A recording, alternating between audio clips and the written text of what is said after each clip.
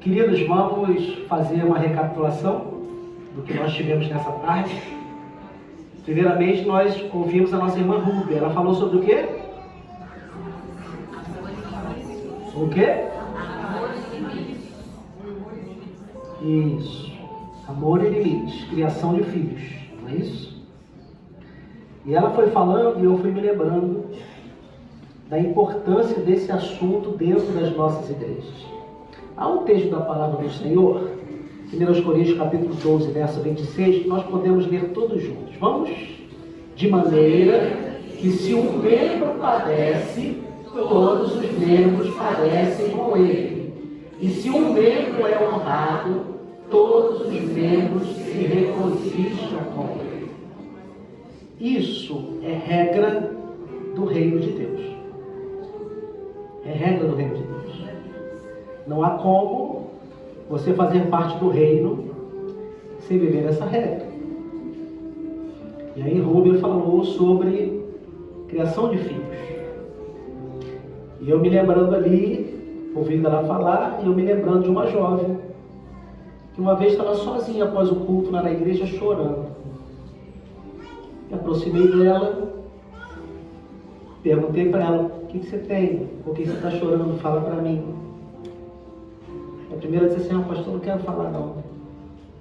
Então você quer que eu ore por você? Quero sim. E ali fomos conversando com ela até que ela disse assim: pastor, meu pai é muito grosso. Meu pai é muito grosso. Ele não sabe falar comigo, ele não sabe falar com meu irmão. Ele só fala brigando. E segredo, o pai dela era diácono.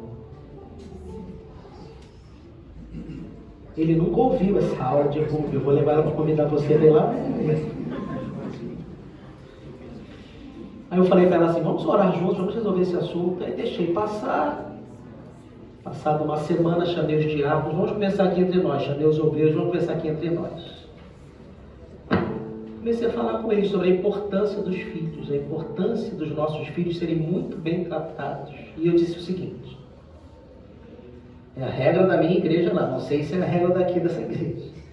Eu falei assim: não tenho nenhum problema em tirar o diaconato de vocês imediatamente quando eu souber que dentro de casa vocês não são a mesma coisa que vocês são na igreja. Porque quando perguntaram para Jesus sobre a moeda, ele falou assim: de quem é a efígie, de quem é a inscrição? A efígie é de César, a inscrição é de César. Então dá a César o que é de César, dá a Deus o que é de Deus. A moeda verdadeira, ela tem efígie e inscrição da mesma pessoa. E um diácono, um obreiro, uma professora, uma senhora de frente, um pastor, ele não pode ser uma coisa na igreja e outra coisa dentro de casa. E eu falei para todos eles: não tenho nenhum problema, nem consulto ao Senhor para tirar o diaconato de vocês a hora que eu souber que vocês não tratam bem a família de vocês. E aí eu mostrei um texto da palavra. Assim acabou a reunião. Uma semana depois, aquele pai chega para mim, ele não sabia que a filha dele tinha falado comigo. Me chamou e falou assim: pastor, está acontecendo um negócio lá em casa. O pessoal está até me estranhando. Depois daquela reunião com o senhor, eu virei um doce. A mulher está me olhando de lado, os filhos também estão olhando assim. Falei: é mesmo, rapaz, que bênção. Sabe o que aconteceu? No outro mês o filho dele veio falar comigo: pastor, agora eu tenho um pai. Irmãos, é isso. Nós não podemos dentro da igreja ser o melhor pastor e chegar em casa, nossos filhos e nossas esposas reclamarem da gente. Não tem condição isso. Não tem condição você ser uma ótima professora e os seus filhos dizerem que você não dá atenção para eles. Depois nós vimos irmã Janaína. Sabe o que ela falou? A sensibilidade, né? E aí eu fui me lembrando. Elas vão passando a aula e eu vou me lembrando de um casal que chegou na igreja. Isso já tem bastante tempo. Chegaram na igreja, começaram a frequentar a igreja, gostaram e iam. Eu era diácono naquela época, mas o pastor perguntou para eles: e vocês têm vontade de ter filhos? Eles disseram: nós temos uma filha. Ah, é? Quantos anos tem a filha de vocês? 2 anos. E o pastor perguntou para eles assim: vocês Deixam ela com quem? Com a avó? Não, a gente deixa ela sozinha em casa. 2 anos.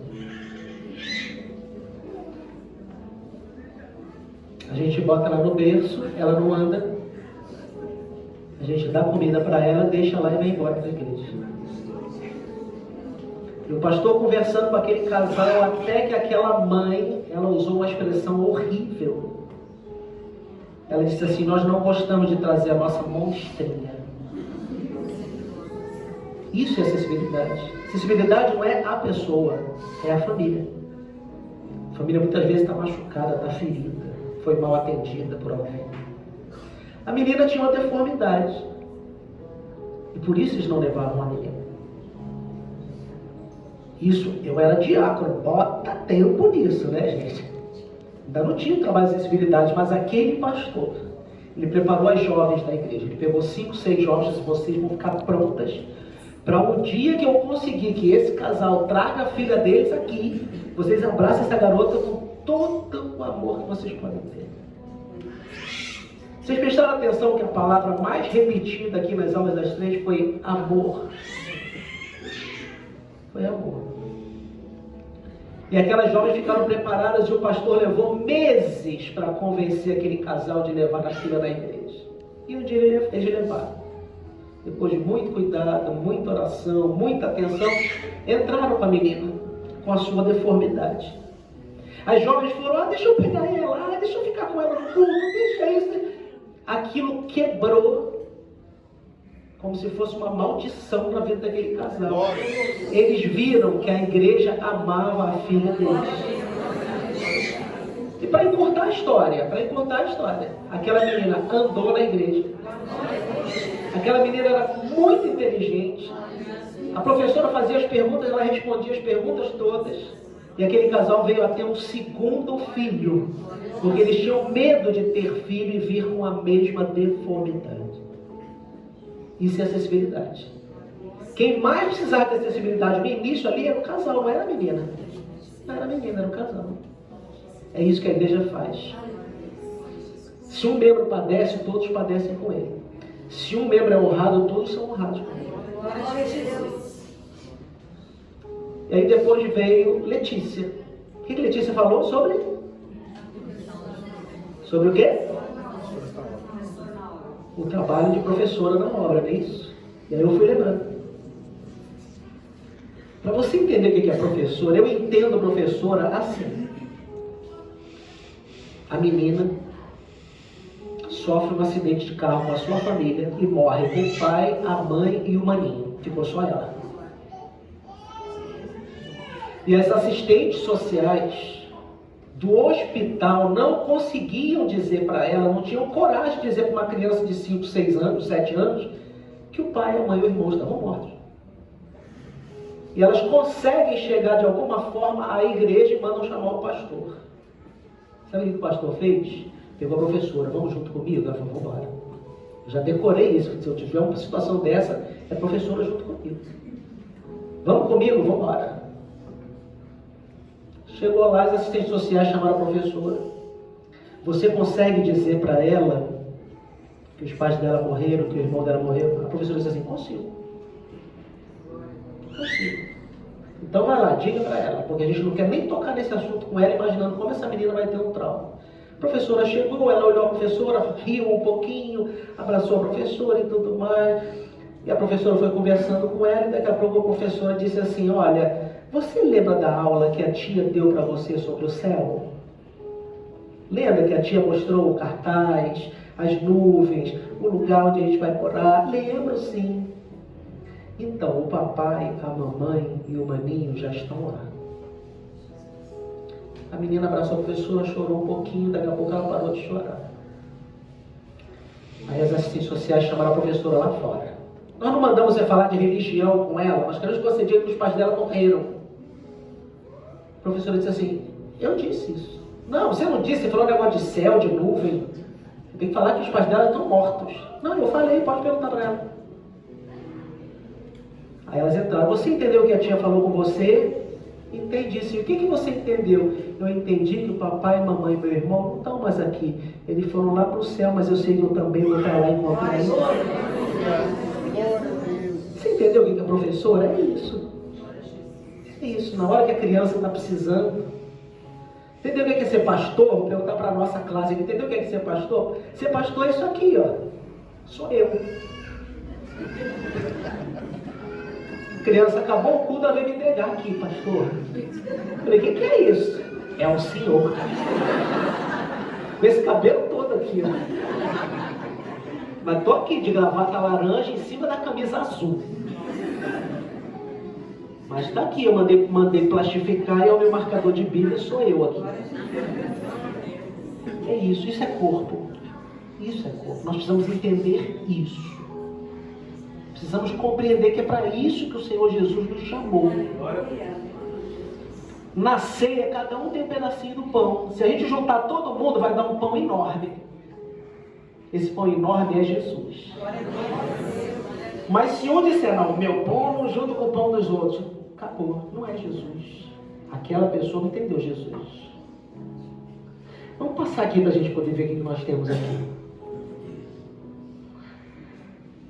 O capítulo 12 de 1 Coríntios, primeiramente Paulo apresenta o Espírito Santo e toda a sua ação através dos dons espirituais. Como nós gostamos do assunto dos dons espirituais. Do verso 1 ao verso 11, Paulo está dando um estudo teológico sobre os dons espirituais e o modo como o Espírito Santo distribui os dons no corpo. É isso que está ali, de 1 a 11. A partir do verso 12, Paulo muda o assunto. Ele fala de Cristo, Jesus. Como que Jesus vê o corpo, a igreja, como um corpo incompleto e cada um de nós como membros do seu corpo. Aí ele mudou a teologia aqui. Ele parou de falar dos dons espirituais e ele começa a falar do corpo de Cristo. A igreja é nós. Somos nós aqui.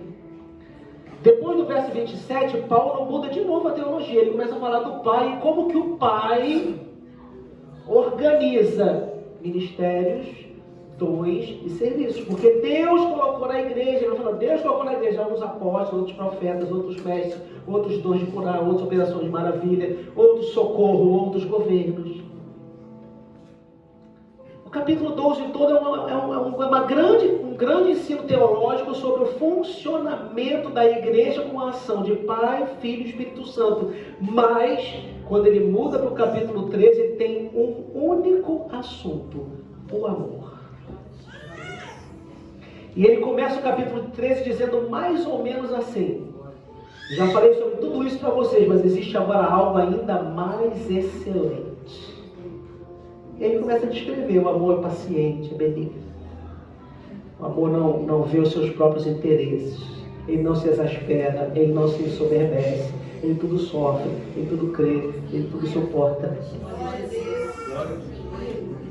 Ele diz que os dons passarão um dia, mas o amor permanecerá. E nós precisamos entender isso. E Deus deu um dom para essa nossa reunião, que foi o dom do relógio. Quem foi o irmão que teve o dom do relógio? Pode falar, meu irmão, por favor, para a igreja, como é que foi o dom?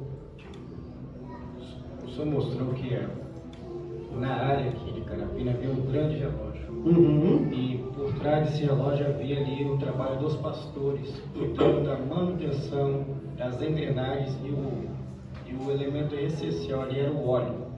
Esse óleo ajudava na manutenção desse relógio que apontava para a volta do Senhor Jesus.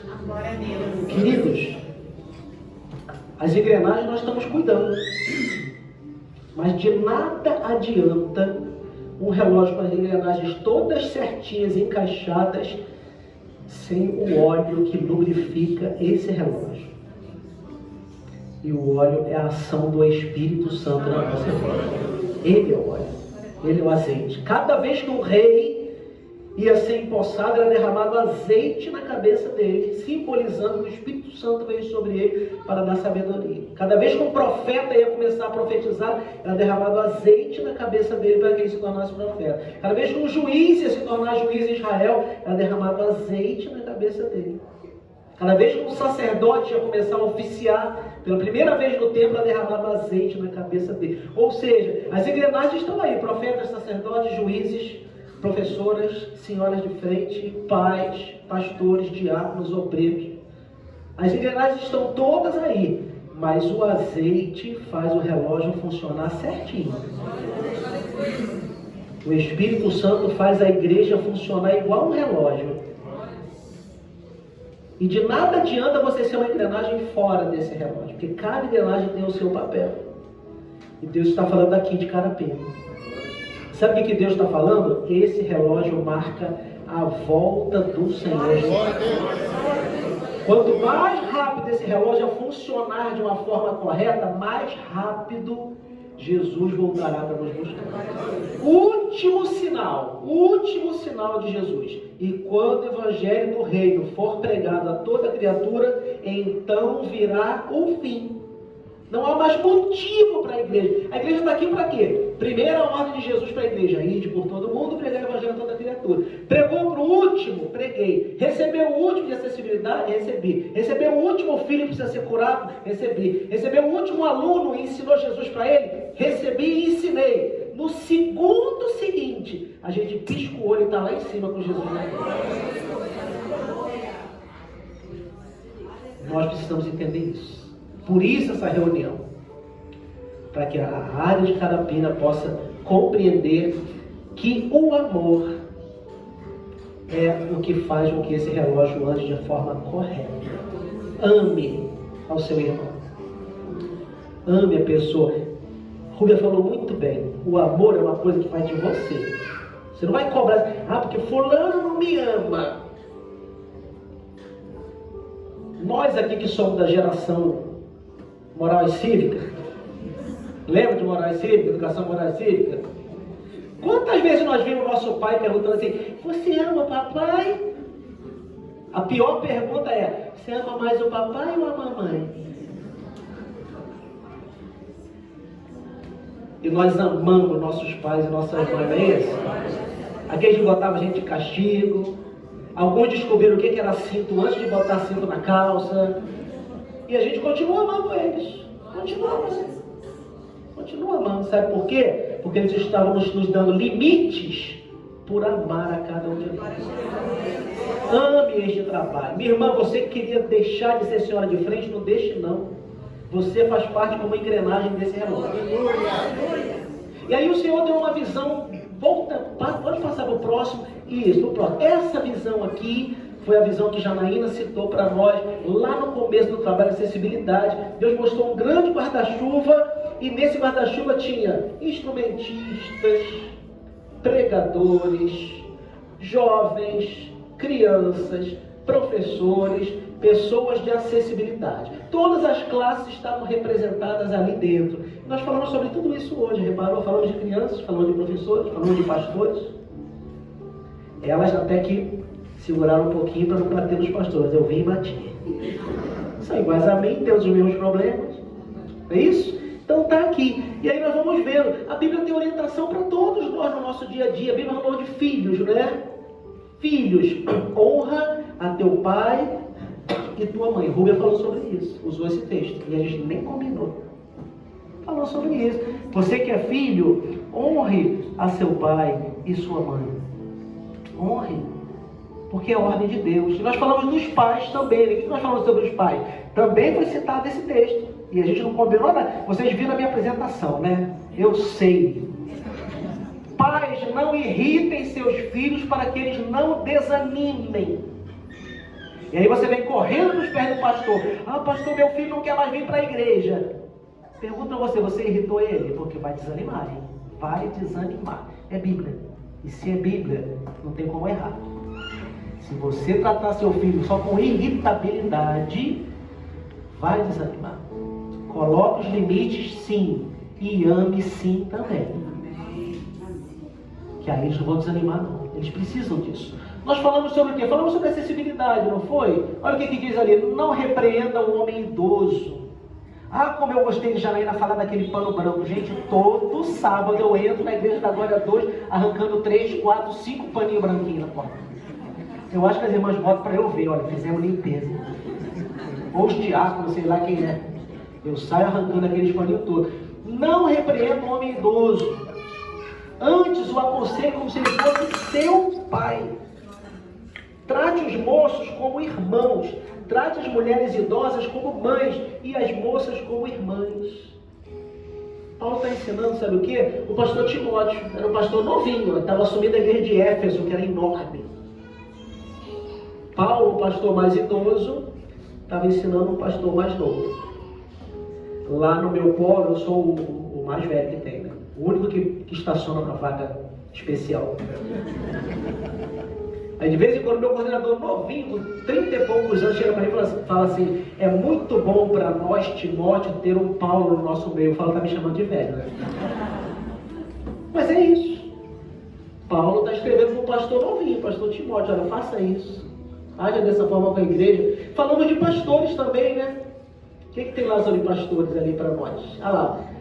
Obedecei a vossos pastores, sujeitai-vos a eles, porque velam pela vossa alma. Há quanto tempo você não jejua pelo seu pastor? Ah, meu pastor, olha, não gosto dele, sabe? Ele fala baixinho, eu gosto de pastor assim, foguinho. Você já pagou um preço de oração ao Senhor para ele virar foguinho? Ou então ele é fogo demais, tá? Já pagou um preço de oração para ele poder ficar mais calmo? Pague um preço de oração pelo seu pastor, ore por ele, ore pelo diácono. Quanto vale um diácono para você? Resposta: ele vale o mesmo preço que você paga por ele em jejuns e orações diante de Deus. Se você paga um preço de oração e jejum pelo diácono, no dia que você precisar dele, ele vai ser uma pérola te ajudando na tua luta. Olha o que fala ali assim, aos pastores: apacentai o rebanho de Deus, não como tendo domínio sobre a herança de Deus, mas servindo de exemplo ao rebanho. De exemplo ao rebanho. É assim que os pastores têm que ser. Servir de exemplo, não tendo domínio. Porque o pastor aqui sou eu. Tem gente que não entende isso. A gente até usa uma palavra meio errada, estou acabando aqui, uma palavra meio errada, assim, ele foi levantado ao diaconato. Eu acho que o certo deveria ser: ele foi rebaixado ao diaconato. Não importa que ele cresça ou diminua, né? Aí depois ele foi rebaixado ao ungido, e por último ele foi rebaixado ao pastor. Aí fica baixinho, que nem eu, mano. Tá bom. Eu tive um pastor que dizia assim: sabe por que a gente fica aqui no alto? Não é para a gente aparecer, é para a gente chegar no mesmo nível das ovelhas. Entendeu? Pague um preço. Pague um preço. O que mais nós falamos? Esse é o que eu gosto mais. Aquele texto de ensinar foi o que Letícia falou. Esse aqui é o que eu gosto mais. Mas se alguém não tem cuidado dos seus, e principalmente dos da sua família, pode completar comigo, pode ler juntos? Negou a fé e é pior do que o infiel. Entendeu? Eu preciso desenhar. A gente fica falando do pessoal quando a gente faz procissão, né? Olha lá, eles carregando o ídolo nas costas, olha lá. Olha lá. Tudo idólatra, tudo pecador. Sabe o que Paulo está dizendo aqui? Se nós não cuidarmos da nossa família, nós somos piores do que aqueles idólatras que estão carregando um santo nas costas. Ah lá o adúltero, ó. Se nós não cuidarmos da nossa família, nós somos piores do que o adúltero. É isso que Paulo está dizendo. É muito sério. Foi esse texto que eu usei com o diácono, que agora virou um doce, uma flor. O diácono flor lá. Eu mostrei isso aqui para ele. Eu leio isso quase todo dia, eu estava aqui na minha cabeça, que eu nunca esqueci. Nunca esqueci. Eu vou contar um segredo para vocês. Que a minha esposa não está aqui. Quer ver quando eu fiquei feliz? Foi quando a minha filha falou para ela assim: mãe, eu quero um marido igual ao papai.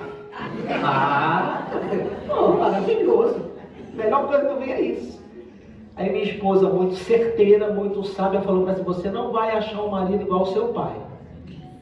Você vai ter um marido que vai ter outras virtudes que seu pai não tem e outros defeitos que seu pai não tem. Pronto.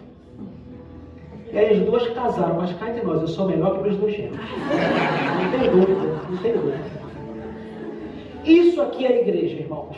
Isso aqui. Os pastores pediram para a gente fechar com a aplicação do dia a dia da igreja. E aí teve um sinal do aprisco. Quem foi que teve o sinal do aprisco? Pode transmitir, por favor? Estamos encerrando.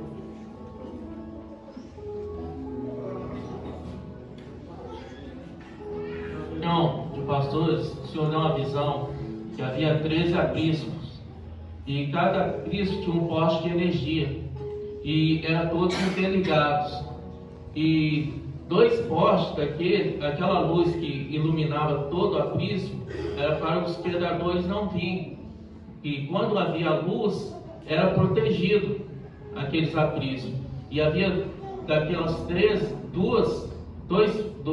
dois postes de energia que estavam com pouca energia, estava quase se apagando. Pronto, são 3 igrejas aqui? Pronto, vamos orar. Não precisamos descobrir qual é, não. Ore pela sua igreja, ore pelo seu pastor e ore por você. A luz não pode se apagar, porque onde a luz está, as trevas não chegam. E eu creio que entraram aqui 11 igrejas com a luz bem acesa e 2 quase apagando, mas vai sair 13 igrejas acesas. Para isso foi feita essa reunião. Para isso que foi feita essa reunião. Eu quero só dar algumas dicas aqui para vocês, para tirar algumas dúvidas. Que é o seguinte, falamos sobre o curso de acessibilidade no Instituto Bíblico. Ele está acabando de ser gravado. Serão, se eu não estiver enganado, mais de 60 aulas. Vai ter os módulos, o módulo de autismo, o módulo de TDAH, o módulo sobre idosos, o módulo sobre surdez. Vai ter módulos o curso. Você vai fazer o curso em casa e aprendendo as aulas de cada módulo. Vou aprender sobre o autismo, mas vamos embora, faz o módulo às 7, 8 aulas sobre autismo. Depois passa para outra, assim você vai. Todos podem fazer, todos podem ser usados. Esse é o curso de acessibilidade que está prestes a sair. Seminário de acessibilidade que vai ser em setembro. O pessoal pergunta assim, é para quê? Para mandar os cegos, os surdos? Não é isso não. Não é isso não. É para todos aqueles que se interessam e que amam o trabalho de acessibilidade. Vá participar, se inscreva. Vai ser em setembro. Vá participar do seminário de acessibilidade. Aprenda mais conosco acerca deste trabalho. As diretrizes nós mostramos aqui. São 6 diretrizes. Né? São 6 diretrizes, cada uma sobre um assunto. Idosos, autismo, surdo e surdo-cego, altas habilidades, oficina de habilidade e TDAH. Depois deve sair mais novas diretrizes. Eu sugiro que cada igreja tenha seu joguinho. Cada igreja tem seu joguinho. É baratinho isso aqui, R$15, não sei. Junte, tem esse joguinho que fique na igreja, para que todas as pessoas possam consultar. Mas você se interessa ainda mais pelo assunto? Não, eu quero o meu joguinho. Compre seu joguinho, compre uma de cada vez. Não precisa comprar toda vez não. Compre uma, leia. Depois compre a outra no outro mês, leia. Aqui estão as diretrizes de acessibilidade. Que mais? Sim, dúvidas. Pastor, estou com 1000 dúvidas aqui depois dessa reunião. Você vai escrever para o seguinte e-mail. Anote aí, acessibilidade@presbiterio.org.br. acessibilidade@presbiterio.org.br. Escreva para lá, pergunte o que você quiser, vamos buscar as respostas para atender você. Vamos ficar de pé, vamos ler o último texto da nossa reunião de hoje. 1 Coríntios 13:13. É para nós guardarmos. Todos juntos? Agora, pois, permanecem a fé, a esperança e o amor. Estes 3, mas o maior deles é o amor. Sabe por quê? Porque a fé é a convicção de fatos que não se veem. Você ainda não vê os anjos. Algumas pessoas têm o dom de ciência e conseguem ver, mas todos não vemos. E um dia nós vamos ver os anjos face a face. Você ainda não viu a Nova Jerusalém, mas você crê nela. Você ainda não viu o arrebatamento da igreja, mas você sabe que a qualquer momento ele vai acontecer. E quando tudo isso acontecer, não será mais necessário fé. Esperança. Qual a nossa esperança? Cristo em vós, a esperança da glória. Nós temos a esperança de um dia sermos glorificados. não haverá mais acessibilidade quando a igreja for glorificada. Não haverá mais. Meu problema é rinite. Rinite. Eu não vou ter rinite no céu. As irmãs não vão mais precisar pintar cabelo no céu. Pronto. Então não vai precisar mais de esperança. Mas o amor, cada vez que eu olhar para o cordeiro sentado ao lado do Pai, e João disse, eu vi o cordeiro como havendo sido morto. Cada vez que eu olhar para aquele cordeiro, eu vou dizer assim, Deus me amou tanto, que Ele mandou aquele cordeiro morrer por mim. E é por isso que eu estou aqui hoje. O amor vai durar eternamente. Louvado seja o Senhor.